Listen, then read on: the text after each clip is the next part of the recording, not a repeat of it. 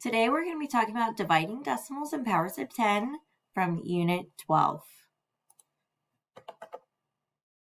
By the end of this lesson, you'll understand how the power of 10 affects where the decimal sits within a number. You'll know you have it when you can move the decimal to the correct amount of places to find your quotient. So remember, a decimal is a number that consists of a whole and a fraction with a decimal point separating the two. And then place value is the value of a digit within the number. Every digit within a number contains a different value that you should be aware of. When we talk about multiplying and dividing powers of 10, we want to think back to the principle of powers of 10. Remember, when we have 10 multiplied repeatedly, we can kind of have a little hack here to see, okay, well, I know that since there's no greater numbers involved, this is going to be a pretty easy pattern to follow. So powers of 10 is I can look at 10 with an exponent on it. That exponent is going to tell me how many times I am multiplying 10. So you can see 10 to the fourth is 10 times 10 times 10 times 10. You can also see that the product is 10,000. An easy way to remember that is the 4 tells you to multiply 10 times. The answer also has 4 zeros behind the 1. If we look at 10 to the third, you can see I've got 10 times 10 times 10, so I've multiplied 10 3 times. If I look at the product, I have a 1 and 3 zeros. That pattern continues no matter what my exponent is. If I have 10 to the fifth, I know I'm multiplying 10 times itself, and I know that I'm going to have a 1 with 5 zeros after it, creating 100,000. This continues to go on.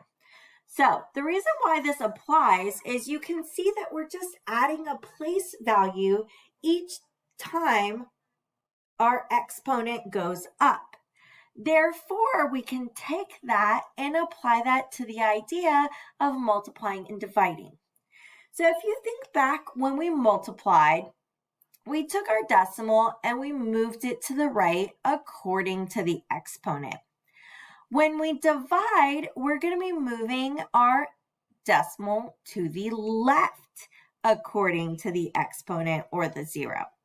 So what that looks like is if I have 5.328 divided by 10 to the second, I'm going to take my decimal point and walk it 2 places to the left.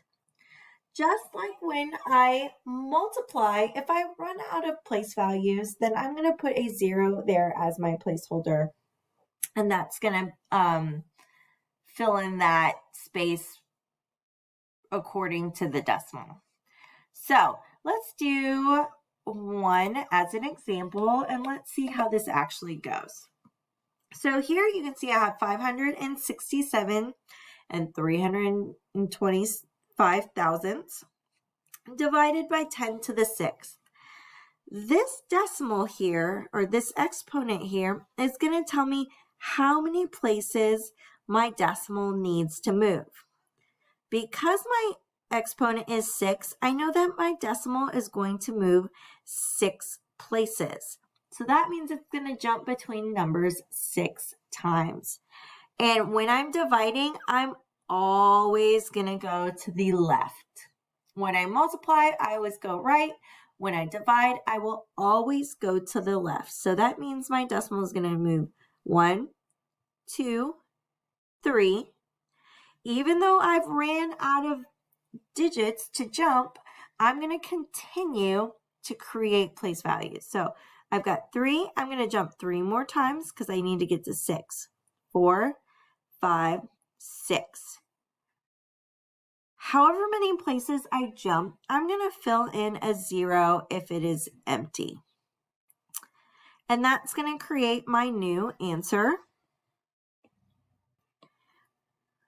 I start with a decimal. I have 3 zeros. 5, 6, 7, 3, 2, 5. So very easy concept. We just have to remember the steps and not be afraid to add those zeros when we are jumping those empty spaces. This will go hand in hand when it comes to dividing two decimals together and then also in later units. So this is a great skill to learn.